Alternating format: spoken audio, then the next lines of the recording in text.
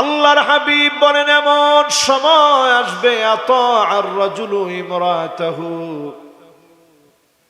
স্ত্রীর কথা মতো স্বামী চলবে, স্ত্রীর কথাতে স্বামী উঠবে বসবে, কথা মতো চলবে। সারা বাংলাদেশে চললেও এলাকার নাম কি? সুবহানাল্লাহ, মজলিস বাড়ি মোহাম্মদপুর না? সুবহানাল্লাহ, এলাকার নামই হচ্ছে মজলিস বাড়ি। মজলিস মানে বুঝেন যেখানে মানুষ বসে, মানে পার্লামেন্ট। মাশাআল্লাহ, এই সুন্দর কথা বলছে হুজুর, ঠিক বলছে। এটা কিন্তু আগে থেকেই একটা সম্ভ্রান্ত ফ্যামিলি ছিল, যেখানে এসে মানুষেরা বসতেন, সলা পরামর্শ করতেন। এই মজলিস বাড়ি এলাকার ভিতরে তাকায় দেখেন, আজ থেকে 30 বছর আগে আপনাদেরই যদি একটু প্রশ্ন করেন, আপনাদের আম্মা আপনাদের আব্বার চোখে চোখে তাকায় কথা বলতে পারতো না। এই ঠিকটা তো সব যুবকরা বলে, মুরব্বীরা কি কোন ঠিক। কিন্তু এখনকার সময় আপনি তাকায় দেখেন, জামাইরে জারি ছাড়া স্ত্রী কথাই বলে না। এটাও ঠিক বলছে সব যুবকরা। মুরব্বীরা সব মাথা নিচের দিকে দিয়ে রাখছে যে হুজুর এই ওয়াজ আজকে না করলেও হবে। 5 নম্বরের ব্যাখ্যা বোঝার চেষ্টা করেন। নারীরা এমন হবে আন্নানা, কথায় কথায় বলবে সব আমার নামে দাও, তোমার মা বাপরে 1 টাকা দেওয়া যাবে না। ক্যামেরাম্যান পর্যন্ত এখন মাথা নাড়াইতেছে, হুজুর এই তো চলতেছে। তাহলে এখন একটু চিন্তা করে দেখেন তো, সব আমার নামে লিখে দাও, এই কথা 30 বছর আগে মহিলারা, যে মহিলা বলতো ওই মহিলারে মানুষ মহিলা বলে মনে করতো না। কিন্তু এখন দিন যাচ্ছে, মহিলারা এমন হয়ে গেছে সব লাগবে আমার। এরপরে ব্যাখ্যা বোঝার জন্য বুঝেন মান্নানা, কথায় কথায় মহিলারা খোটা দিবে, আমি দেখে তোমার ভাত খেয়ে গেলাম। অন্য মহিলা হলে পোলাও খেত। এরকম মহিলা এখন মজলিস বাড়িতে আসে না নাই? ওইটা কি পুরা এলাকার নাম মজলিস বাড়ি? হারে সর্বনাশ। তাহলে ও মহব্বত আছে না? আচ্ছা, মহাব্বতপুর মজলিস বাড়ি, এই এলাকার মহব্বত বেশি। আচ্ছা কত দেখি মহিলারা কি এখন এরকম খোটা দেয়? মাশাআল্লাহ, দিনে কয়বার? ওটার কোনো হিসাব নাই। এরপরে দেখবেন আন্নানা, মান্নানার পরে হান্নানা। সারাদিন কষ্ট করে আসছেন, স্ত্রীর বলছেন এই একটু পানি দিও তো 1 গ্লাস, খুব পিপাসা লাগছে। আসলে যদি পানি চান বাইরে থেকে এসে, স্ত্রী কি বলে? কে কে বলছে দেখি? মাশাআল্লাহ, একজনের সাহসী লোক, মাশাআল্লাহ, এ হাতও তুলছে যে হুজুর আসলে বলে এরকম যে ডাইলা খাও। এরপরে দেখবেন কান্না আনা। এটা কেমন? আপনারা দেখলেই ওনার কাজ বেড়ে যায়। সুবাই বসছেন, উঠেন উঠেন। আপনি বলুন যে কে? মাত্র তো বসলাম। কয় না, এটা পরিষ্কার করতে হবে। এখান থেকে গেছেন খাটের মধ্যে একটু কাইলুলা করতেছেন, উঠেন বিছানা টান দিতে হবে। তা আপনি চিন্তা করছেন যে আল্লাহ, বাইরে ছিলাম এই এক ভালো ছিলাম। এরপরে দেখবেন হাদ্দাকা, কোনো কিছু আনলে পছন্দ হয় না, নিজে নিজে গিয়ে মার্কেটে গিয়ে মার্কেট করে, ঠিক কিনা বলে? মাশাআল্লাহ, এটার মধ্যে একজনে কইছে হুজুর হাজার হাজার। এটা হাজার হাজার না, লাখ লাখ মেয়া, লাখ লাখ না। এখন মহিলা মানুষ যতজন আছে 100-র ভিতরে 95% এখন নিজে গিয়ে পছন্দ করে কিনে। না না, মা বোনদের বিরুদ্ধে ওয়াজ হয়ে যাচ্ছে তো, এখনই পক্ষে বলবো, রাখেন। এরপরে দেখবেন সাদ্দাকা, কথায় কথায় তর্ক করবে, মুখে মুখে আছে। এটা মনে একটু কম না? এরপরে দেখবেন বাররাকা, শুধু তর্ক করবে না, গায়ে হাত দিতে পর্যন্ত দেরি করে না, এমন মহিলা এখন আছে না না? তার মানে কি বোঝা যায়? স্বামীরে মাইট দিতে পর্যন্ত এখন হাত তুলে লাঠি নেয়। কারণ মহিলা জানে মহিলা মানুষ মামলা করলে মামলা বড় করা। স্বামী হাত তুলতে গিয়েও আস্তে থামায় ফেলে। স্বামী জানে যে আমি যদি একটা ঘুষা দিই ঝামেলা হয়ে যাবে তো। আর খবরদার আপনি আবার আজকের ওয়াজ শুনে গিয়ে মারতে যায়েন না। মা লাতামা রাসূলুল্লাহ সাল্লাল্লাহু আলাইহি সাল্লাম কাত, আল্লাহর নবী জীবনে একটা থাপ্পড়ও কোনো স্ত্রীকে দেন নাই। জোরে কোন আল্লাহু আকবার। প্রিয় ভাইয়েরা আমার, এর জন্য আমি দায়ী, এই জন্য আপনি দায়ী। যতজন মাহফিলে বসছেন, ঘরে গিয়ে নিজে নিজে স্ত্রীর কাজটা সহজ করে দিবেন, ঘরটা ঝাড়ু দিবেন।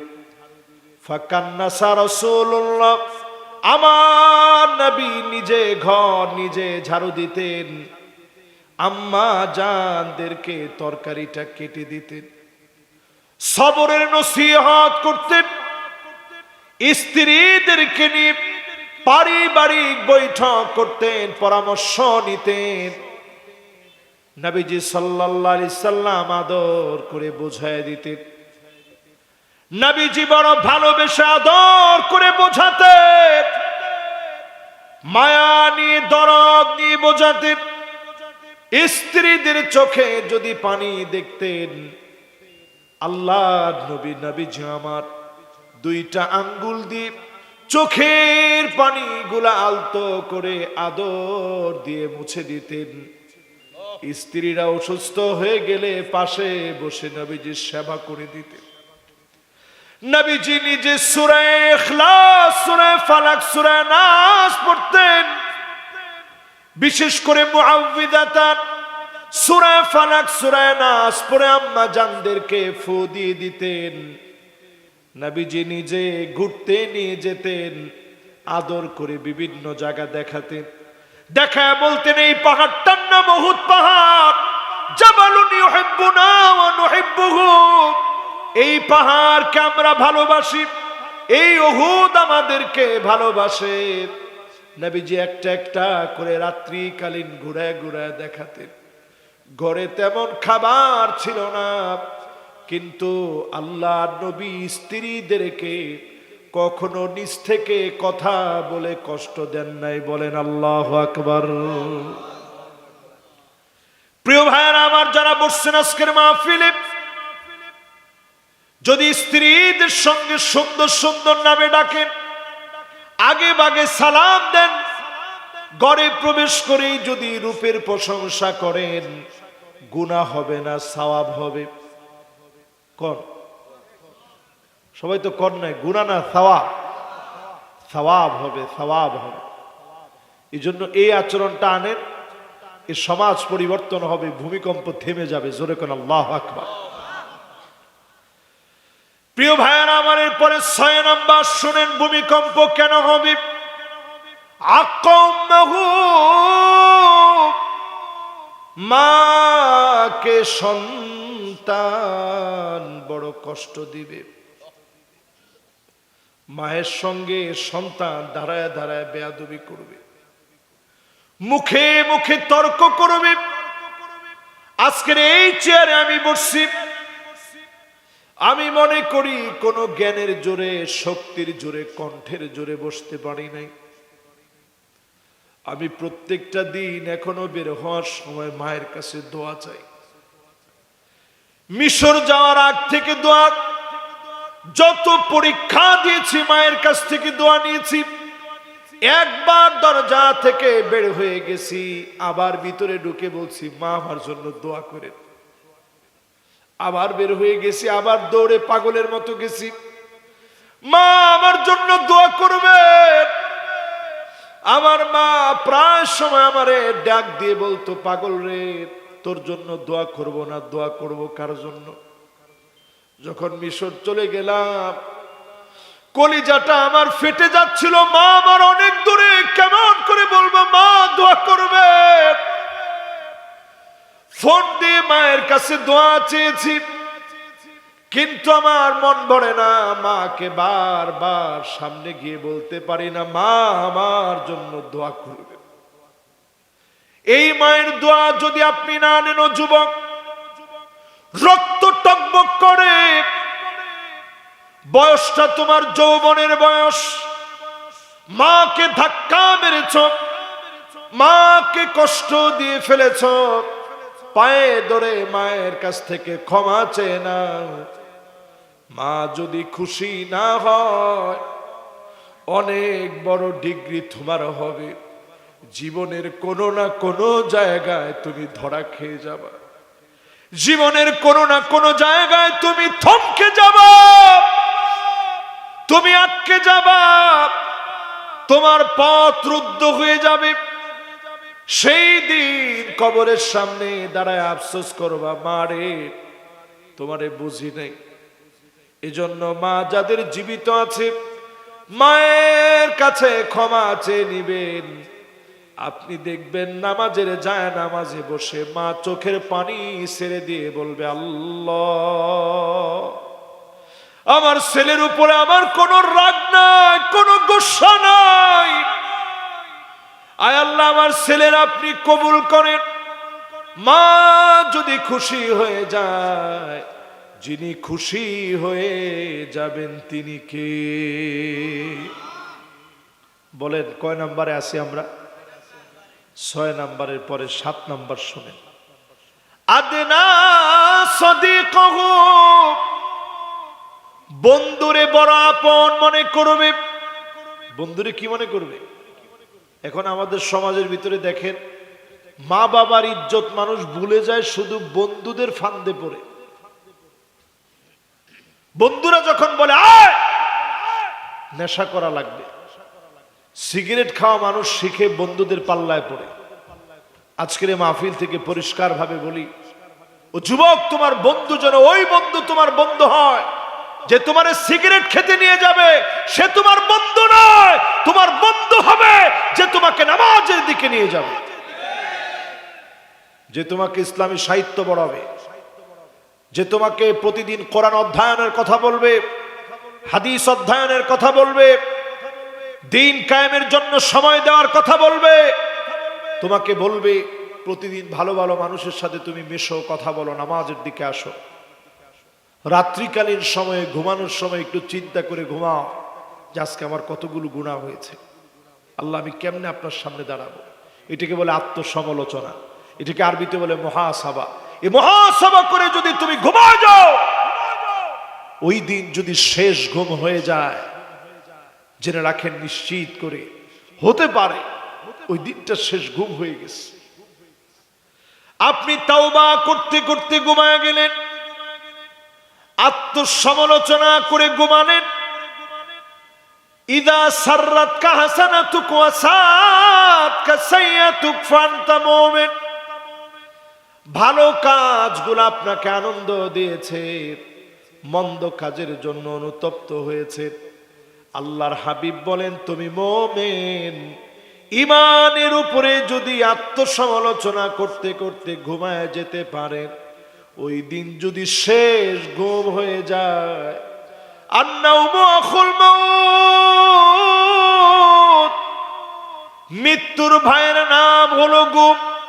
ওই দিন যদি শেষ ঘুম হয়ে যায়, যিনি আপনারে মাফ করে জান্নাতি বানায় দিবেন তিনি কে? ভাইরা আমার, কত নাম্বার বলতেছিলাম? খেয়াল আছে? মাশাআল্লাহ, আমি অর্ধেক বলে ফেলছি। এবার 8 নাম্বারটা শুনেন, মনোযোগ আছে সবার? 8 নাম্বারে প্রিয় ভাইরা আমার, আকসাবাহু, বাপরে বড় পর বানাবে। আহ, কত যুবক এখন বাপেরে বলে, আরে তুমি কি বুঝবা? আপনি যেটা বললেন, বাপ মনে কষ্ট নেয় না, কিন্তু বাপের মনে বড় আফসোস লাগে, যাহারে আমার এই ছেলের জন্য হাতের মধ্যে কর পড়ে গেছে, তারে শিক্ষিত বানাইলাম, সে শিক্ষিত হয়েছে বলে আমি পড়াশোনা করি নাই। আমি বাপেরে ধমক দিয়ে কই, আমি কি বুঝি? আহারে বাপরে, আমি এদূর বুঝতে গিয়ে তোর জন্য সব শেষ করে দিছি। আমি আমার এই ক্ষুদ্র জীবনে এমনও বাপ দেখছি, রিক্সা চালায় সন্তানকে ঢাকা শহরে পড়াইছে। সন্তান ঠিকই পড়াশোনা করে বড় হয়েছে, বাপের খবর নেই নাই। সন্তান মনে করছে জিতা গেছে, কিছুদিন যাইতে পারে নাই, এই সন্তান বিয়ে করছে, বাচ্চা হয় না, অনেক দিন চলে গেছে। পরে বাচ্চা হয়েছে, আল্লাহর ফয়সালা একটা প্রতিবন্ধী বাচ্চা হয়েছে, অটিস্টিক একটা বেবি হয়েছে, স্পেশাল চাইল্ড, যাদেরকে বলা হয় আতফালুল মুআওয়াকিন। আমি খাটো করতেছি না, চিন্তা করেন, বাপের খবর নেয় না, বাপ রিক্সা চালাইস, কেমন করে আপনি জবাব দিবেন আল্লাহর কাছে? বাপ আপনার কাছে বেশি কিছু চায় না, আপনার স্ত্রী রে বলে রাখবেন আমার মা বাপ আমার সঙ্গে খাবে, যা সে একসঙ্গে খাবো, প্রয়োজনে দুজনের খানা 4 জনে ভাগ করে খাবো, 3 জনের খানা 6 জনে খাবো, এরপরও আমার মা বাপকে বাদ দিব না। আমার মা বাপকে বাদ দিব, একা একা আমরা ভাত খাবো না, মা বাপকে সঙ্গে নিয়ে খাবো। এই মা বাপকে সঙ্গে নিয়ে খেলেন, অল্পের ভিতরে যিনি বরকত বাড়ায় দিবেন তিনি কে? বাপের সম্মান দিতে শিখেন। বেশি দিন দূরে না, এই এলাকার ভিতরে আজ থেকে 30, 40, 50 বছর আগে বাপ আর মা যে খাটে থাকতো, ওই খাটের ভিতরে সন্তান বসতো না। দেখেন আপনাদের উস্তাদ উনি কি বলে, উনি আলহামদুলিল্লাহ পাশের মাদ্রাসার সম্মানিত শিক্ষক। আমি দেখলাম এখানের আয়োজক কমিটির সবাই ওনার ছাত্র, ঠিক না? তো উনি কি বলছে, কথাটা কি ঠিক না বেঠিক? আগের দিনে মা বাপ আমাদেরকে, আমারই তো আমাদের ছোটদের সময় দেখছি, এখনো আব্বার পাশে গেলে আমি দাঁড়ায় থাকি, আব্বা বলে না বাজান বসো। আমার আব্বাও একজন বড় আলেম, তারপর আব্বা বলে যে না না বসো বাজান। তো এই আদবটা এখন আর নাই। এখন এই ওয়াজ করলে অনেক যুবক বলবে হুজুর এটা কি ফরজ নাকি ওয়াজিব, নাকি হুজুর কোনো হাদিসের ভিতরে আছে? আপনি ফাও ফাও এটা কই থেকে বানাইলেন? আরে মিয়া, এটা ফাও ফাও বানাইনি, এটা পিতামাতার প্রতি ইহসানের একটা দৃষ্টিভঙ্গি। হাল জাযাউল ইহসান ইল্লাল ইহসান। এই আদবের দৃষ্টিভঙ্গি যদি ইহসানের ভঙ্গি হয়, আপনি যদি পাশে গিয়া যদি একটু নম্রতার সুরে দাঁড়ায় থাকেন, বাপ যদি বলে বাজান বসো বসো, এই যে দোয়া চলে আসছে, জোরে কোন আল্লাহু আকবার। এই জন্য প্রিয় ভাইয়েরা আমার, পিতামাতার সঙ্গে ঘাড় নামায়া নিচু আওয়াজে কথা বলবেন, চোখ মোটা করে ঘাড় পাকায়া কথা বলা যাবে না। وَإِنْ جَاهَدَاكَ عَلَىٰ أَن تُشْرِكَ بِي مَا لَيْسَ لَكَ بِهِ عِلْمٌ فَلَا تُطِعْهُمَا وَصَاحِبْهُمَا فِي الدُّنْيَا مَعْرُوفًا। যদি পিতামাতা মুশরিক হয়, অমুসলিম হয়, তারপরেও খারাপ ব্যবহার করা যাবে না। সুন্দর করে বিনয় নম্রতার সঙ্গে কথা বলবেন, আদব দিয়া কথা বলবেন, মাথাটা নোয়া কথা বলবেন। আদব দিয়ে যদি পিতা মাতার সঙ্গে কথা বলেন, যিনি খুশি হয়ে যাবেন তিনি কে? কত নাম্বার শেষ হলো? 9 নম্বরে নবীজি বলেন যাহারাতিল আসওয়াতু ফিল মাসাজিদ। মসজিদের ভিতরে হট্টগোল হবে, ইমামকে বাধা দিবে, খতিবের কণ্ঠ রোধ করে দেওয়া হবে, মাইক কেড়ে টেনে নেওয়া হবে, খতিবের সামনে দাঁড়ায় চিল্লাচিল্লি করবে, এগুলো আছে না নাই? ওয়া তুউল্লিমা লিগাইরিদ দ্বীন। আলেম হবে, লেবাস থাকবে, কিন্তু শুধুমাত্র যদি দুনিয়ার জন্য আলেম হন, বহু আলেমের কারণে দুনিয়ায় ভূমিকম্প হবে। বহু আলেমকে সেদিন আল্লাহ মাথা নিচের দিকে দিয়ে পা উপরের দিকে দিবে, জাহান্নামকে উদ্বোধন করা হবে। সেদিন আল্লাহ পাক ডেকে ডেকে বলবে, আলেম রে, তোরে তো আলেম বলা হয়েছে দুনিয়ার জীবনে, তোরে মুফাসসিরে কোরআন বলা হয়েছে দুনিয়ার জীবনে, খতিব বলা হয়েছে, দুনিয়ার জীবনে স্লোগান দিয়ে মাহফিলে উঠানো হয়েছে, ঘন্টার পর ঘন্টা অপেক্ষা করা হয়েছে। সেদিন বহু আলেম একটা কদম সামনে দিতে পারবে না, জবাবদিহিতার ভয়ে। সহিহ বুখারীর ভিতরে নবীজি বলেন, মান্নু কিসা হালাক, যাকে আল্লাহ বলবেন পর জবাব দে, এক কদম সামনে দিতে পারবে না। আল্লাহর কাছে আমরা বলি, আল্লাহ তেমন ভালো মুখলেস কোন আলেম হতে পারে নাই।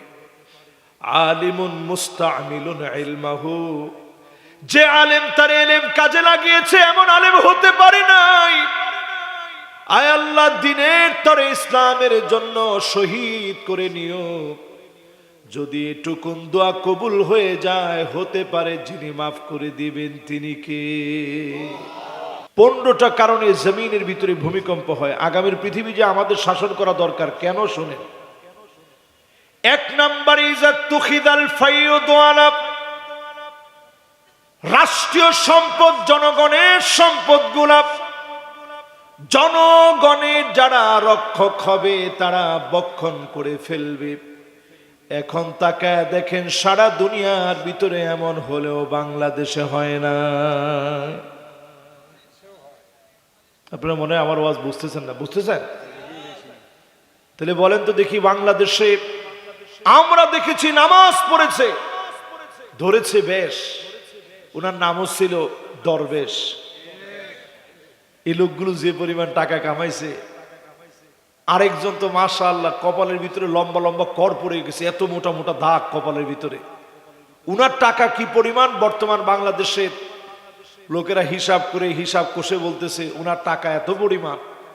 প্রতিদিন যদি 1000 টাকার নোট প্রতিদিন যদি 2 কেজি করে প্রতিদিন চিবায়া গুলায়া খায়, 337 বছর লাগবে। 2 কেজি করে 1000 টাকার নোট যদি চিবায়া গুলায়া খায়, শেষ হতে 337 বছর লাগবে। এই লোক যদি নামাজ পড়ে কপালে কর ফালায় দেয়, আল্লাহ মাফ করে দিবে? তুমি যদি শহীদ হয়েও মারা যাও, আল্লাহ সেদিন ডেকে বলবে, আমার জনগণের হক বুঝায় দে। জনতার হক গুলা ঠিকঠাক করে বুঝায় বল। ইদা তুখিদাল ফাইয়ুদু আলা, জনগণের হক বুঝায় দেওয়া লাগবে। জনগণের হক যখন খেয়ে ফেলবেন, বুঝে নিবেন যিনি পাকড়াও করে নিবে তিনি কে? 2 নাম্বার আলামত নবীজি বলে গেলেন, কেন ভূমিকম্প হবে, আগ্নেয়গিরি কেন ফেটে পড়বে, মক্কাতুল মুকাররমায় কেন ভূমিকম্প হবে, সারা দুনিয়া কেন তছনছ হবে। ওয়াল আমানাতু মাগনামা, আমানতদারিতা খুঁজে পাওয়া যাবে না, আমানতদার ব্যক্তি খুঁজে পাওয়া যাবে না। এখন আমাদের দেশে আমানতদার ব্যক্তি কম না বেশি? আচ্ছা বলেন তো, কম না বেশি? 3 নম্বরে প্রিয় ভাইরা আমার, ওয়াজ্জাকাতু মাগরামা। বাবা এই কথা বলা যাবে না, কথা বলা হারাম মাহফিলে। जो बात दिल से निकलता वो बात दिल पर असर करते, এটা আমার বলতে হচ্ছে কেন, এটা তো তোমরা বলবা। কোনো আওয়াজ নাই, একেবারে পুরাপুরি সাইলেন্ট হয়ে ওয়াজটা শুনেন মেহেরবানি করে। আমি তো আপনাদের কথার জ্বালায় হাদিসের মধ্যে ভুল হয়ে যাবে যে এতগুলা ক্যামেরা, পরের দিন কবে দেখ এই হুজুররা কি জানে। এমনি আমাদের সমালোচনা শেষ নাই রে ভাই, আমাদের এই দোষ সেই দোষ, আমাদের এটা ভালো না সেটা ভালো না। এর মধ্যে যদি আমাদের 2-1টা আয়াতে ভুল হয় আর হাদিসে ভুল হয়, উপায় আছে? এই জন্য মেহেরবানি করে কোনো আওয়াজ করেন না। আমি খুব ঠান্ডা মেজাজের মানুষ, আল্লাহর রাস্তায় আওয়াজ করলে এটা কোরআন হাদিসের সাথে বেয়াদবি। আপনি চিন্তা করতেছেন ওয়ার্ল্ডের অবস্থা বড় ভয়াবহ, দুনিয়ার অবস্থা বেশি দিন বাকি নেই। যতদিন আছে কোরআন সুন্নাহর পক্ষে অত্যন্ত প্রহরী হয়ে সংগ্রামী জীবন যাপন করে যেতে হবে, ঠিক কিনা বলেন? 2 নাম্বারটা মিলানোর পরে 3 নাম্বারে আসে, ওয়াজ-যাকাতু মাগরামা, যাকাতকে মানুষ অভিশাপ মনে করবে। আওয়াজ করে বলেন, যাকাতকে কি মনে করবে? এখন আমাদের দেশে যাকাত ভিত্তিক ব্যবস্থাপনা যদি একটু চিন্তা করেন, যদি বাংলাদেশে দারিদ্র বিমোচনে যাকাত ভিত্তিক সমাজ ব্যবস্থা কায়েম হয়ে যেত, 5টা বছর ঘুরতে হবে না, এর আগে দরিদ্র মানুষের মুখে হাসি ফুটে উঠত। জোরে কোন আল্লাহু আকবার। এখন আপনারা কি যাকাত ব্যবস্থা চান? জোরে কোন চান? যাকাত ব্যবস্থাকে আল্লাহ তাআলা নফল করেন নাই, সুন্নত বানান নাই, ওয়াজিব করেন নাই।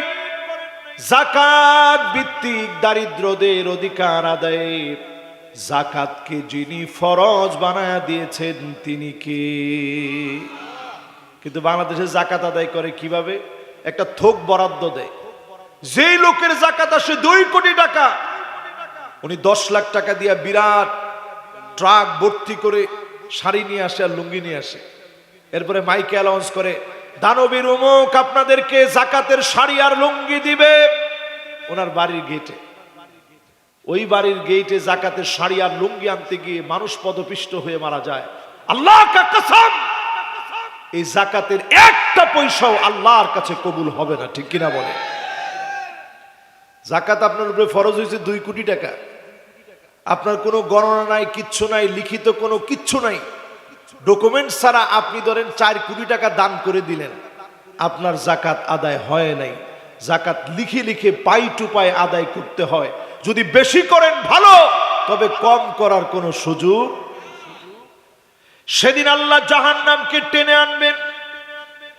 ইয়াউমা ইউহমা আলাইহা ফি নারি জাহান্নাম, জাহান্নামকে সেদিন আল্লাহ টেনে নিয়ে আসবেন, বান্দার সামনে সেদিন হাজির করবেন। সেই ব্যক্তিকে সেদিন দাঁড় করানো হবে যার উপরে যাকাত ফরজ হয়েছিল। চেহারার ভিতরে সম্পদ গুলাকে আগুন দিয়ে লাল বানায়া সেকা দেওয়া হবে,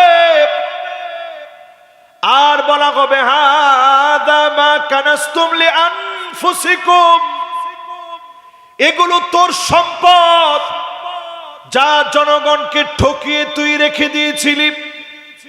জনগণকে ঠকায় যদি রেখে দেন, আপনি জেনে রাখেন অবশ্যই মালিকের আদালতে জবাব দেওয়া লাগবে। ঠিক কিনা বলে? তাহলে বলেন, বাংলাদেশের অর্থনীতিকে যদি চাঙ্গা করতে হয়, যাকাত ভিত্তিক সমাজ কায়েম করা লাগবে। যাকাত ভিত্তিক সমাজ যদি কায়েম করার হয়, তাহলে এই জমিনে কোরআনের আইনকে ইস্টাবলিশ করলেই যাকাত ভিত্তিক সমাজ কায়েম হবে। ঠিক কিনা বলে? আমার ভাইরা, এবার গেল 3 নাম্বার। যাকাত না দিলে জমিনে ভূমিকম্প হবে, আযাব আসবে। 4 নম্বরে নবীজি বলেন, হাদিসের ভিতরে নবীজি ইরশাদ করেন, ওয়া তুউল্লিমা লিগাইরিদ দ্বীন, মানুষ আলেম হবে, দ্বীন শিখবে, অনেক বড় নিজেকে জ্ঞানী বানাবে, ডক্টরেট ডিগ্রি নেবে, অনেক বড় সার্টিফিকেট অর্জন করবে, শুধুমাত্র কেবলমাত্র নিজের আলেম বলবে টাকা কামানোর জন্য, খতিব বলবে, মুফাসসির বলবে, এই জন্য ছেলেদেরকে আলেম বানাবে। আমার পরিষ্কার খেয়াল আছে, এনটিভিতে তখন আমি ছোটবেলায় একটা প্রোগ্রাম হতো, কোরআন শিক্ষার আসর, ভাইদেরও মনে থাকার কথা। সেই কোরআন শিক্ষার আসরে ছোটবেলায় যখন আমি যেতাম, তখন আমি এরকম বাচ্চা মানুষ আর কি, ক্লাস 7-এ পড়ি। সেই সময় যখন যেতাম, তখন আল্লামা দিলওয়ার হোসেন সাইদি রহমতুল্লাহ আলাই, তিনি তখন প্রশ্ন উত্তর দিতে যেতেন। আবুল কালাম আজাদ সাহেব, উনি হুজুরের সাথে এই প্রোগ্রামটা করতেন। হ্যাঁ, খুলনার মাওলানা আবুল কালাম আজাদ সাহেব, আল্লাহ কি চমৎকার কথা ছিল। তো উনি হুজুর যখন এরকম হুজুরে দেখলাম, তখন আমার বয়স ধরেন ক্লাস 7-এ পড়ি, বয়স আর কত, অল্প স্বল্প বয়স। আমি দৌড়ে গেছি, মাথাটা খুলে দিয়ে বলছি, হুজুর একটু দোয়া করে দেন, আমি যেন আপনার মতো হইতে পারি। তো হুজুর সাথে সাথে বললেন, না, আমার মতো হওয়া দরকার নাই, আল্লাহ তোমারে মুখলেস একজন দাঈ বানায়। আমি সেই দিন এই কথার মাপ আর ওজন এতটা বুঝি নাই, বুঝার বয়সও তো হয়নি। আমি মনে মনে চিন্তা করলাম, কয় কি, সমস্ত প্রডিউসার ওনার পিছনে পিছনে দৌড়াইতেছে, সব টেলিভিশনের হেড অফ প্রোগ্রাম সহ ওনার পিছনে দৌড়ায়, অথচ উনি বলতেছে যে আমার মতো দরকার নাই, আল্লাহ তাআলা তোমার একজন মুখলেস দাঈ বানায় দিক। কিরে কয়, আমি চাইছি হুজুরের মতো হইতে, দেখেন বিনয় মানুষকে কোথায় নেয়। উনি বলতেছে আমার মতো না, আল্লাহ তোমার একজন মুখলেস দাঈ বানায়। এই হাদিসের অংশ পড়লে বড় মনে পড়ে যায়, وَتُعَلِّمَ لِغَيْرِ الدِّينِ, আলেম হবে, লেবাস থাকবে, কিন্তু শুধুমাত্র যদি দুনিয়ার জন্য আলেম হন, বহু আলেমের কারণে দুনিয়ায় ভূমিকম্প হবে। বহু আলেমকে সেদিন আল্লাহ মাথা নিচের দিকে দিয়ে পা উপরের দিকে দিবে, জাহান্নামকে উদ্বোধন করা হবে। সেদিন আল্লাহ পাক ডেকে ডেকে বলবে, আলেম রে, তোরে তো আলেম বলা হয়েছে দুনিয়ার জীবনে, তোরে মুফাসসিরে কোরআন বলা হয়েছে দুনিয়ার জীবনে, খতিব বলা হয়েছে দুনিয়ার জীবনে, স্লোগান দিয়ে মাহফিলে উঠানো হয়েছে, ঘন্টার পর ঘন্টা অপেক্ষা করা হয়েছে। সেদিন বহু আলেম একটা কদম সামনে দিতে পারবে না, জবাবদিহিতার ভয়ে। সহিহ বুখারীর ভিতরে নবীজি বলেন, মান্নু কিসা হালাক, যাকে আল্লাহ বলবেন পর জবাব দে, এক কদম সামনে দিতে পারবে না। আল্লাহর কাছে আমরা বলি, আল্লাহ তেমন ভালো মুখলেস কোন আলেম হতে পারে নাই।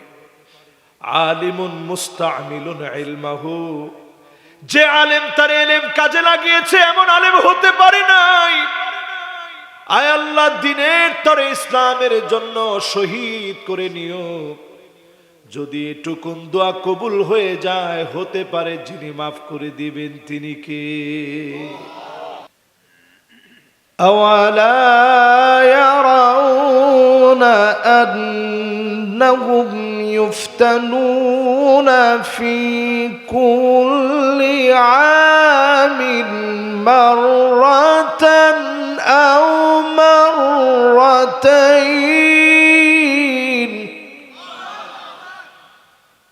ثم لا يتوبون ولا هم يذكرون।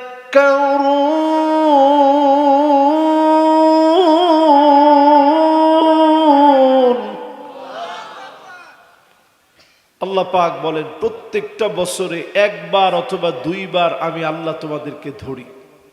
বলেন কয়বার? একবার অথবা দুইবার। 2025-এ আল্লাহ তাআলা অনেকবার ধরছেন। 2025টা আসলে কেমন যেন অনেক ভয়াবহ, কারণ আমরা এই ফাঁকে ফাঁকে অনেক ভুল করে ফেলতেছি। এই ফাঁকে ফাঁকের ভুলগুলার কারণে আল্লাহ তাআলা অনেকবার ধরছেন আমাদেরকে।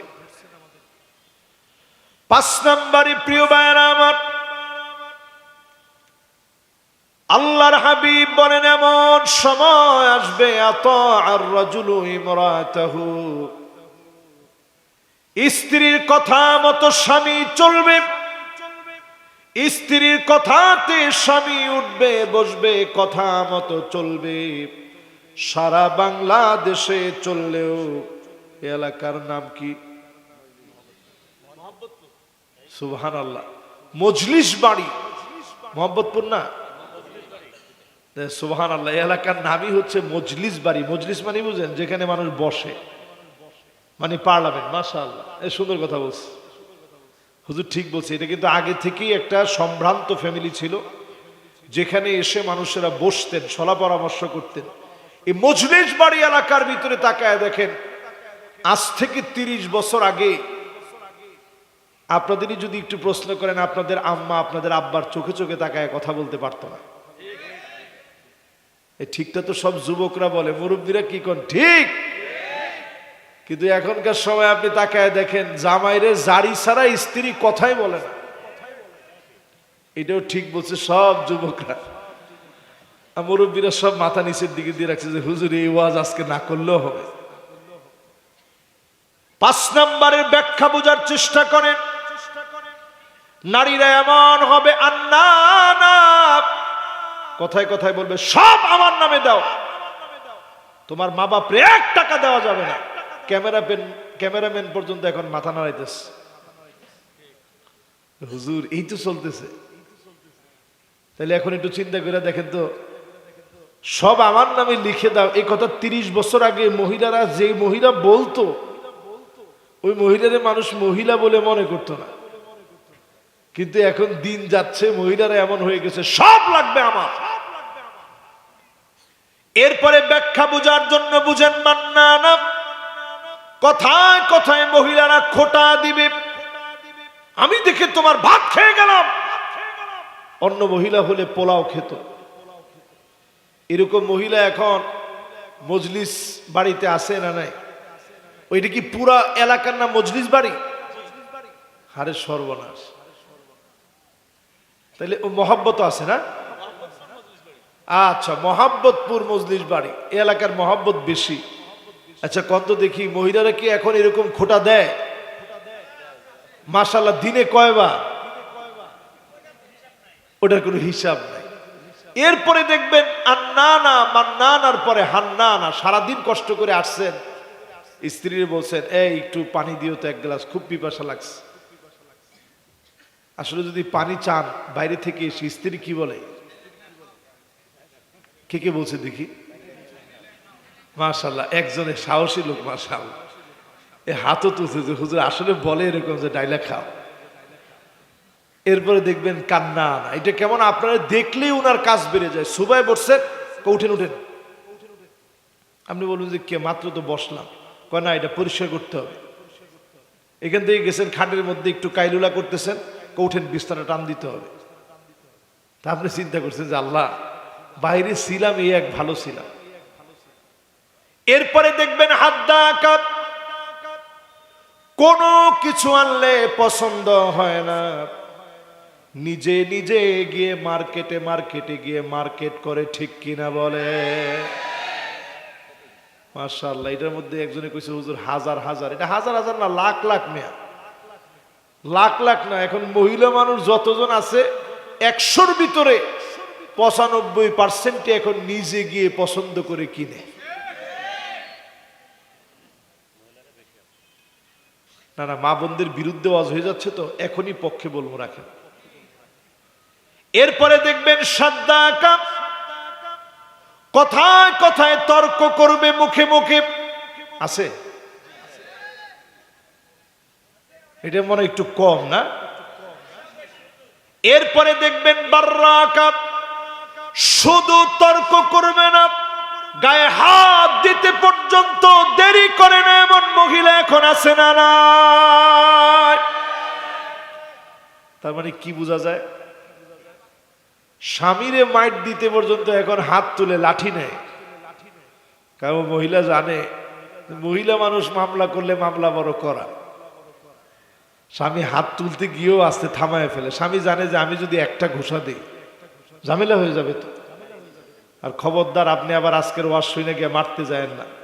মা লাতামা রাসূলুল্লাহ সাল্লাল্লাহু আলাইহি সাল্লাম কাত, আল্লাহর নবী জীবনে একটা থাপ্পড়ও কোনো স্ত্রীকে দেন নাই। জোরে কোন আল্লাহু আকবার। প্রিয় ভাইয়েরা আমার, এর জন্য আমি দায়ী, এই জন্য আপনি দায়ী। যতজন মাহফিলে বসছেন, ঘরে গিয়ে নিজে নিজে স্ত্রীর কাজটা সহজ করে দিবেন, ঘরটা ঝাড়ু দিবেন। ফাকান্নাসা রাসূলুল্লাহ, আমার নবী নিজে ঘর নিজে ঝাড়ু দিতেন, আম্মা জানদেরকে তরকারিটা কেটে দিতেন, সবরের নসিহত করতেন, স্ত্রীদেরকে নিয়ে পারিবারিক বৈঠক করতেন, পরামর্শ নিতেন। নবীজি সাল্লাল্লাহু আলাইহি সাল্লাম আদর করে বোঝায় দিতেন। নবীজি বড় ভালোবেসে আদর করে বোঝাতেন, মায়া নিয়ে দরদ নিয়ে বোঝাতেন। স্ত্রীদের চোখে যদি পানি দেখতেন, আল্লাহর নবী নবীজি আমার দুইটা আঙ্গুল দিয়ে চোখের পানিগুলা আলতো করে আদর দিয়ে মুছে দিতেন। স্ত্রীরা অসুস্থ হয়ে গেলে পাশে বসে নবীজির সেবা করে দিতেন। নবীজি নিজে সূরা ইখলাস, সূরা ফালাক, সূরা নাস পড়তেন। বিশেষ করে মুআউযিযাতান সূরা ফালাক, সূরা নাস পড়ে আম্মা জানদেরকে ফু দিয়ে দিতেন।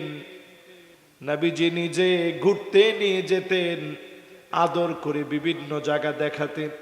দেখায় বলতেন, এই পাহাড়টার নাম উহুদ পাহাড়, জাবালুন ইউহিব্বুনা ওয়া নুহিব্বুহু। এই পাহাড়কে আমরা ভালোবাসি, এই উহুদ আমাদেরকে ভালোবাসে। নবীজি একটা একটা করে রাত্রিকালীন ঘুরায় ঘুরায় দেখাতেন। ঘরে তেমন খাবার ছিল না, কিন্তু আল্লাহ নবী স্ত্রীদেরকে কখনো নিজ থেকে কথা বলে কষ্ট দেন নাই। বলেন আল্লাহু আকবার। প্রিয় ভাইরা আমার, যারা বসছেন আজকের মাহফিলে, যদি স্ত্রীদের সঙ্গে সুন্দর সুন্দর নামে ডাকেন, আগে বাগে সালাম দেন, ঘরে প্রবেশ করেই যদি রূপের প্রশংসা করেন, গুনাহ হবে না, সওয়াব হবে। কোন সবাই তো কর নাই, গুনাহ না সওয়াব, সওয়াব হবে, সওয়াব হবে। এই জন্য এই আচরণটা আনেন, এই সমাজ পরিবর্তন হবে, ভূমিকম্প থেমে যাবে। জোরে কোন আল্লাহু আকবার। প্রিয় ভাইয়েরা আমার, এরপরে ৬ নাম্বার শুনেন, ভূমিকম্প কেন হবে। আকাম্মাহু, মাকে সন্তান বড় কষ্ট দিবে। মায়ের সঙ্গে সন্তান দাঁড়ায় দাঁড়ায় বেয়াদবি করবে, মুখে মুখে তর্ক করবে। আজকের এই চেয়ারে আমি বসছি, আমি মনে করি কোনো জ্ঞানের জোরে, শক্তির জোরে, কণ্ঠের জোরে বসতে পারি নাই। আমি প্রত্যেকটা দিন এখনো বের হওয়ার সময় মায়ের কাছে দোয়া চাই। মিশর যাওয়ার আগ থেকে দোয়া, যত পরীক্ষা দিয়েছি মায়ের কাছ থেকে দোয়া নিয়েছি। একবার দরজা থেকে বের হয়ে গেছি, আবার ভিতরে ঢুকে বলছি, মা আমার জন্য দোয়া করেন। আবার বের হয়ে গেছি, আবার দৌড়ে পাগলের মতো গেছি, মা আমার জন্য দোয়া করবেন। আমার মা প্রায় সময় আমারে ডাক দিয়ে বলতো, পাগল রে, তোর জন্য দোয়া করব না, দোয়া করব কার জন্য? যখন মিশর চলে গেলাম, কলিজাটা আমার ফেটে যাচ্ছিল। মা আমার অনেক দূরে, কেমন করে বলবো মা দোয়া করবে? ফোন দিয়ে মায়ের কাছে দোয়া চেয়েছি, কিন্তু আমার মন ভরে না। মাকে বারবার সামনে গিয়ে বলতে পারি না, মা আমার জন্য দোয়া করবে। এই মায়ের দোয়া যদি আপনি না নেন, যুবক, রক্ত টকবক করে, বয়সটা তোমার যৌবনের বয়স, মাকে ধাক্কা মেরেছ, মাকে কষ্ট দিয়ে ফেলেছ, পায়ে ধরে মায়ের কাছ থেকে ক্ষমা চেয়ে নাও। মা যদি খুশি না হয়, অনেক বড় ডিগ্রি তোমার হবে। জীবনের কোনো না কোনো জায়গায় তুমি ধরা খেয়ে যাবা, জীবনের কোনো না কোনো জায়গায় তুমি থমকে যাবা, তুমি আটকে যাবা, তোমার পথ রুদ্ধ হয়ে যাবে। সেই দিন কবরের সামনে দাঁড়ায় আফসোস করবা, মা রে তোমারে বুঝি নাই। এজন্য মা যাদের জীবিত আছে, মায়ের কাছে ক্ষমা চেয়ে নিবেন। আপনি দেখবেন নামাজের যায় নামাজে বসে মা চোখের পানি ছেড়ে দিয়ে বলবে, আল্লাহ আমার ছেলের উপরে আমার কোনো রাগ নাই, কোনো গোসা নাই। আয় আল্লাহ, আমার ছেলের আপনি কবুল করেন। মা যদি খুশি হয়ে যায়, যিনি খুশি হয়ে যাবেন তিনি কে? বলেন কয় নম্বরে আছি আমরা? 6 নম্বরের পরে 7 নম্বর শুনেন। আদনা সদিকহু, বন্ধুরে বড় আপন মনে করবে। বন্ধুরে কি মনে করবে? এখন আমাদের সমাজের ভিতরে দেখেন, মা বাবার ইজ্জত মানুষ ভুলে যায় শুধু বন্ধুদের ফান্দে পড়ে। বন্ধুরা যখন বলে আয় নেশা করা লাগবে, সিগারেট খাওয়া মানুষ শিখে বন্ধুদের পাল্লায় পড়ে। আজকের মাহফিল থেকে পরিষ্কার ভাবে বলি, ও যুবক, তোমার বন্ধু যেন ওই বন্ধু তোমার বন্ধু হয় যে তোমার সিগারেট খেতে নিয়ে যাবে। সে তোমার বন্ধু নয়, তোমার বন্ধু হবে যে তোমাকে নামাজের দিকে নিয়ে যাবে, যে তোমাকে ইসলামী সাহিত্য পড়াবে, যে তোমাকে প্রতিদিন কোরআন অধ্যয়নের কথা বলবে, হাদিস অধ্যয়নের কথা বলবে, দিন কায়েমের জন্য সময় দেওয়ার কথা বলবে, তোমাকে বলবে প্রতিদিন ভালো ভালো মানুষের সাথে তুমি মেশো, কথা বলো, নামাজের দিকে আসো। রাত্রিকালীন সময়ে ঘুমানোর সময় একটু চিন্তা করে ঘুমাও যে আজকে আমার কতগুলো গুনাহ হয়েছে, আল্লাহ আমি কেমনে আপনার সামনে দাঁড়াবো। এটাকে বলে আত্মসমালোচনা, এটাকে আরবিতে বলে মুহাসাবা।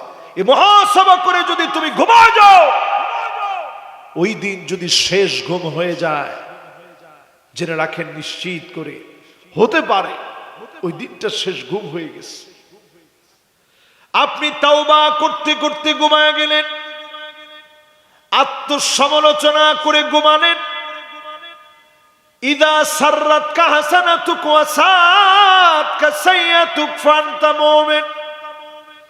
ভালো কাজগুলো আপনাকে আনন্দ দিয়েছে, মন্দ কাজের জন্য অনুতপ্ত হয়েছে, আল্লাহর হাবিব বলেন তুমি মুমিন। ইমানের উপরে যদি আত্মসমালোচনা করতে করতে ঘুমায় যেতে পারে, ওই দিন যদি শেষ ঘুম হয়ে যায়, আন্নাউমু আখুল মাউত, মৃত্যুর ভাইয়ের নাম হলো ঘুম। ওই দিন যদি শেষ ঘুম হয়ে যায়, যিনি আপনারে মাফ করে জান্নাতি বানায় দিবেন তিনি কে? ভাইরা আমার, কত নাম্বার বলতেছিলাম? খেলা আছে? মাশাআল্লাহ, আমি অর্ধেক বলে ফেলছি। এবার 8 নাম্বারটা শুনে মনোযোগ আছে সবার। 8 নাম্বারে প্রিয় ভাইরা আমার, আকসাবাহু, বাপরে বড় পর বানাবে। কত যুবক এখন বাপের বলে আরে তুমি কি বুঝবা। আপনি যেটা বললেন, বাপ মনে কষ্ট নেয় না, কিন্তু বাপের মনে বড় আফসোস লাগে, যাহারে আমার এই ছেলের জন্য হাতের মধ্যে কর পড়ে গেছে, তারে শিক্ষিত বানাইলাম, সে শিক্ষিত হয়েছে বলে আমি পড়াশোনা করি নাই। আমি বাপেরে ধমক দিয়ে কয় আমি কি বুঝি। আহারে বাপরে, আমি এদূর বুঝতে গিয়ে তোর জন্য সব শেষ করে দিছি। আমি আমার এই ক্ষুদ্র জীবনে এমনও বাপ দেখছি, রিক্সা চালায় সন্তানকে ঢাকা শহরে পড়াইছে। সন্তান ঠিকই পড়াশোনা করে বড় হয়েছে, বাপের খবর নেই নাই। সন্তান মনে করছে জিতা গেছে, কিছুদিন যাইতে পারে নাই, এই সন্তান বিয়ে করছে, বাচ্চা হয় না হয় না হয় না হয় না হয় না, অনেক দিন চলে গেছে। পরে বাচ্চা হয়েছে, আল্লাহর ফয়সালা একটা প্রতিবন্ধী বাচ্চা হয়েছে, অটিস্টিক একটা বেবি হয়েছে, স্পেশাল চাইল্ড, যাদেরকে বলা হয় আতফালুল মুআওয়াকিন। আমি খাটো করতেছি না, চিন্তা করেন, বাপের খবর নেই না, বাপ রিক্সা চালাইছে। কেমন করে আপনি জবাব দিবেন আল্লাহর কাছে? বাপ আপনার কাছে বেশি কিছু চায় না। আপনার স্ত্রী রে বলে রাখবেন, আমার মা বাপ আমার সঙ্গে খাবে, যা সে একসঙ্গে খাবো, প্রয়োজনে দুজনের খানা 4 জনে ভাগ করে খাবো, 3 জনের খানা 6 জনে খাবো, এরপরও আমার মা বাপকে বাদ দিব না। আমার মা বাপকে বাদ দিয়ে একা একা আমরা ভাত খাবো না, মা বাপকে সঙ্গে নিয়ে খাবো। এই মা বাপকে সঙ্গে নিয়ে খেলেন, অল্পের ভিতরে যিনি বরকত বাড়ায় দিবেন তিনি কে? বাপের সম্মান দিতে শিখেন। বেশি দিন দূরে না, এই এলাকার ভিতরে আজ থেকে 30, 40, 50 বছর আগে বাপ আর মা যে খাটে থাকতো, ওই খাটের ভিতরে সন্তান বসতো না।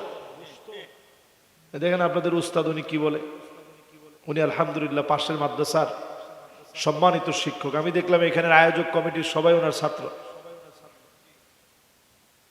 ঠিক না? তো উনি কি বলছে, কথাটা কি ঠিক না বেঠিক? আগের দিনে মা বাপ আমাদেরকে, আমারই তো আমাদের ছোটদের সময় দেখছি, এখনো আব্বার পাশে গেলে আমি দাঁড়ায় থাকি, আব্বা বলে না বাজান বসো। আমার আব্বাও একজন বড় আলেম, তারপর আব্বা বলে যে না না বসো বাজান। তো এই আদবটা এখন আর নাই। এখন এই ওয়াজ করলে অনেক যুবক বলবে, হুজুর এটা কি ফরজ নাকি ওয়াজিব, নাকি হুজুর কোনো হাদিসের ভিতরে আছে? আপনি ফাও ফাও এটা কই থেকে বানাইলেন? আরে মিয়া, এটা ফাও ফাও বানাই নেই, এটা পিতামাতার প্রতি ইহসানের একটা দৃষ্টিভঙ্গি। হাল জাযাউল ইহসান ইল্লাল ইহসান।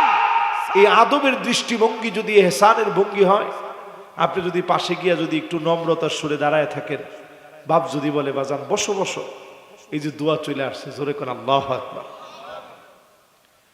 এই জন্য প্রিয় ভাইয়েরা আমার, পিতামাতার সঙ্গে ঘাড় নামায়া নিচু আওয়াজে কথা বলবেন, চোখ মোটা করে ঘাড় পাকায়া কথা বলা যাবে না। وَإِنْ جَاهَدَاكَ عَلَىٰ أَن تُشْرِكَ بِي مَا لَيْسَ لَكَ بِهِ عِلْمٌ فَلَا تُطِعْهُمَا وَصَاحِبْهُمَا فِي الدُّنْيَا مَعْرُوفًا।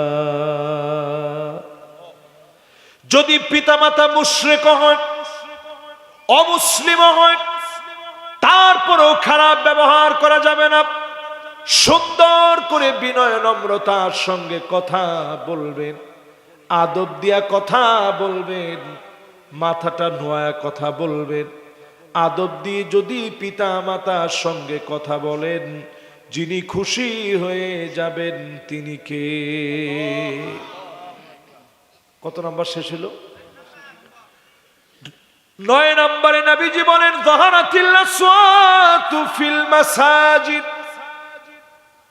মসজিদের ভিতরে হট্টগোল হবে, ইমামকে বাধা দিবে, খতিবের কণ্ঠ রোধ করে দেওয়া হবে, মাইক কেড়ে টেনে নেওয়া হবে, খতিবের সামনে দাঁড়ায় চিল্লা চিল্লি করবে। এগুলো আছে না নাই? আল্লাহ পাক ইরশাদ করেন, গোলাম শোনো, প্রত্যেকটা বছর আমি আল্লাহ রাব্বুল আলামিন একবার অথবা 2 বার আযাব দিয়ে থাকি তোমাদেরকে পরীক্ষা নেওয়ার জন্য। আযাব গজব হয়ে থাকে তোমাদের উপরে পরীক্ষা নেওয়ার জন্য। এরপরেও তোমরা তাওবা করো না, আল্লাহকে স্মরণ করো না। আজকে যদি তাওবা করে স্মরণ করেন, অবশ্যই যিনি আপনাকে আপন বানায় আযাব উঠায় নেবেন তিনি কে? বাংলাদেশের জন্য ভয়ঙ্কর একটা সময় এখন। 7 মাত্রার ভূমিকম্প যদি হয়, আমার ঢাকা শহর হারায় যাবে, লক্ষ লক্ষ মানুষ মারা যাবে। বাংলাদেশে এমন অবস্থা হবে, রেস্কিউ অসম্ভব হয়ে যাবে। বিল্ডিং এর চাপায় পড়ে মানুষগুলা মারা যাবে, আমাদের চিহ্নগুলা নিশ্চিহ্ন হয়ে যাবে। এই দেশের ভিতরে দুর্ভিক্ষ লেগে যাবে।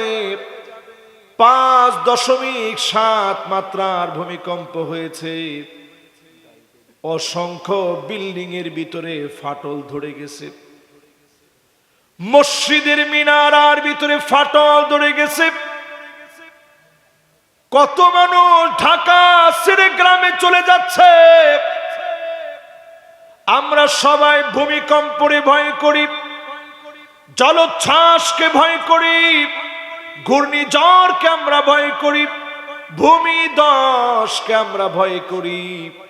এগুলোর যিনি মালিক সে আল্লাহকে ভয় করে যদি ফিরে আসেন, আল্লাহ কা কসম, যিনি ভূমিকম্প উঠায় নিবেন তিনি কে? এই জমিনের ভিতরে 15টা কারণে ভূমিকম্প হবে।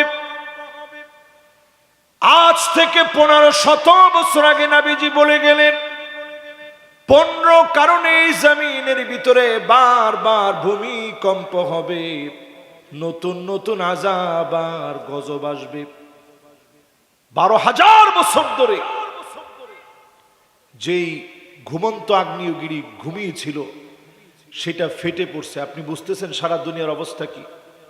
সৌদি আরবের ভিতরে বিশাল পাহাড়ে ঘেরা এলাকা হওয়ার পরেও 3.4 মাত্রার ভূমিকম্প সৌদি আরবে ভূমিকম্পটা অনুভূত হয়েছে। ইরাকে ভূমিকম্প অনুভূত হয়েছে। গত 2 দিন আগে একদিনে সারা ওয়ার্ল্ডের ভিতরে 94 জায়গায় ভূমিকম্প অনুভূত হয়েছে। বাংলাদেশে 2 দিনের ভিতরে 4 বার ভূমিকম্প অনুভূত হয়েছে। রেক্টার স্কেলে প্রথমটা যদিও 5.7, পরেরগুলো একটু কম হয়েছে। অনেকে এখন আবার নামাজ ছেড়ে দিচ্ছেন। একটাবার চিন্তা করেন মুসলমান, যেই মালিককে ভয় করে ভূমিকম্পের সময় নামাজ পড়লেন, ওই মালিককে ভয় করে যদি এখনো আপনি নামাজ পড়েন, সুম্মা লা ইয়াতুবুনা ওয়ালা হুম ইয়াযাক্কারুন, তাওবা করার মতো যদি তাওবা করে ফেলেন, আল্লাহকে যদি স্মরণ করার মতো স্মরণ করতে পারেন, 15টা কারণে জমিনের ভিতরে ভূমিকম্প হয়। আমি চাই যে মেহমানরাও এটা শুনুক, সবার শোনা দরকার এটা। 15টা কারণে জমিনের ভিতরে ভূমিকম্প হয়। আগামীর পৃথিবী যে আমাদের শাসন করা দরকার, কেন শুনেন? 1 নম্বরে ইজা তুখিদাল ফাইয়ুদু আলা, রাষ্ট্রীয় সম্পদ, জনগণের সম্পদগুলা জনগণের যারা রক্ষক হবে তারা বক্ষণ করে ফেলবে। এখন তাকায় দেখেন সারা দুনিয়ার ভিতরে এমন হলেও বাংলাদেশে হয় না। আপনারা মনে হয় আমার আওয়াজ বুঝতেছেন না? বুঝতেছেন? তাহলে বলেন তো দেখি, বাংলাদেশে আমরা দেখেছি নামাজ পড়েছে, ধরেছে বেশ, ওনার নামও ছিল দরবেশ। এই লোকগুলো যে পরিমাণ টাকা কামাইছে, আরেকজন তো মাশাআল্লাহ কপালের ভিতরে লম্বা লম্বা কর পড়ে গেছে, এত মোটা মোটা দাগ কপালের ভিতরে। উনার টাকা কি পরিমাণ? বর্তমান বাংলাদেশে লোকেরা হিসাব করে হিসাব কষে বলতেছে উনার টাকা এত পরিমাণ, প্রতিদিন যদি 1000 টাকার নোট প্রতিদিন যদি 2 কেজি করে প্রতিদিন চিবায়া গুলায় খায়, 337 বছর লাগবে 2 কেজি করে 1000 টাকার নোট যদি চিবায়া গুলায় খায়, শেষ হতে 337 বছর লাগবে। এই লোক যদি নামাজ পড়ে কপালে কর ফালায় দেয়, আল্লাহ মাফ করে দিবে? তুমি যদি শহীদ হয়েও মারা যাও, আল্লাহ সেদিন ডেকে বলবে আমার জনগণের হক বুঝায় দে। জনতার হক গুলা ঠিকঠাক করে বুঝায় বল। ইদা তুখিদাল ফাইয়ুদু আলা, জনগণের হক বুঝায় দেওয়া লাগবে। জনগণের হক যখন খেয়ে ফেলবেন, বুঝে নিবেন যিনি পাকড়াও করে নিবে তিনি কে। 2 নাম্বার আলামত নবীজি বলে গেলেন কেন ভূমিকম্প হবে, আগ্নেয়গিরি কেন ফেটে পড়বে, মক্কাতুল মুকাররমায় কেন ভূমিকম্প হবে, সারা দুনিয়া কেন তছনছ হবে। ওয়াল আমানাতু মাগনামা, আমানতদারিতা খুঁজে পাওয়া যাবে না। আমানতদার ব্যক্তি খুঁজে পাওয়া যাবে না। এখন আমাদের দেশে আমানতদার ব্যক্তি কম না বেশি? আচ্ছা বলেন তো, কম না বেশি? 3 নম্বরে প্রিয় ভাইরা আমার, ওয়াজ্জাকাতু মাগরামা। বাবা এই কথা বলা যাবে না, কথা বলা হারাম মাহফিলে। जो बात दिल से निकलता वो बात दिल पर असर करते। এটা আমার বলতে হচ্ছে কেন, এটা তো তোমরা বলবা। কোনো আওয়াজ নাই, একেবারে পুরাপুরি সাইলেন্ট হয়ে ওয়াজটা শুনেন মেহেরবানি করে। আমি তো আপনাদের কথার জ্বালায় হাদিসের মধ্যে ভুল হয়ে যাবে যে এতগুলা ক্যামেরা, পরের দিন কবে দেখ এই হুজুররা কি জানে। এমনি আমাদের সমালোচনার শেষ নাই রে ভাই। আমাদের এই দোষ সেই দোষ, আমাদের এটা ভালো না সেটা ভালো না। এর মধ্যে যদি আমাদের 2-1টা আয়াতে ভুল হয় আর হাদিসে ভুল হয়, উপায় আছে? এই জন্য মেহেরবানি করে কোনো আওয়াজ করেন না। আমি খুব ঠান্ডা মেজাজের মানুষ, আল্লাহর রাস্তায় আওয়াজ করলে এটা কোরআন হাদিসের সাথে বেয়াদবি। আপনি চিন্তা করতেছেন ওয়ার্ল্ডের অবস্থা বড় ভয়াবহ, দুনিয়ার অবস্থা বেশি দিন বাকি নেই। যতদিন আছে কোরআন সুন্নাহর পক্ষে অত্যন্ত প্রহরী হয়ে সংগ্রামী জীবন যাপন করে যেতে হবে, ঠিক কিনা বলেন? 2 নাম্বারটা মিলানোর পরে 3 নাম্বারে আসেন, ওয়াজ্জাকাতু মাগরামা। যাকাতকে মানুষ অভিশাপ মনে করবে। আওয়াজ করে বলেন যাকাতকে কি মনে করবে? এখন আমাদের দেশে যাকাত ভিত্তিক ব্যবস্থাপনা যদি একটু চিন্তা করেন, যদি বাংলাদেশে দারিদ্র বিমোচনে যাকাত ভিত্তিক সমাজ ব্যবস্থা কায়েম হয়ে যেত, 5টা বছর ঘুরতে হবে না, এর আগে দরিদ্র মানুষের মুখে হাসি ফুটে উঠত। জোরে কোন আল্লাহু আকবার। এখন আপনারা কি যাকাত ব্যবস্থা চান? জোরে কোন চান? যাকাত ব্যবস্থাকে আল্লাহ তাআলা নফল করেন নাই, সুন্নত বানান নাই, ওয়াজিব করেন নাই। যাকাত ভিত্তিক দারিদ্রদের অধিকার আদায়ে যাকাতকে যিনি ফরজ বানায়া দিয়েছেন তিনি কে?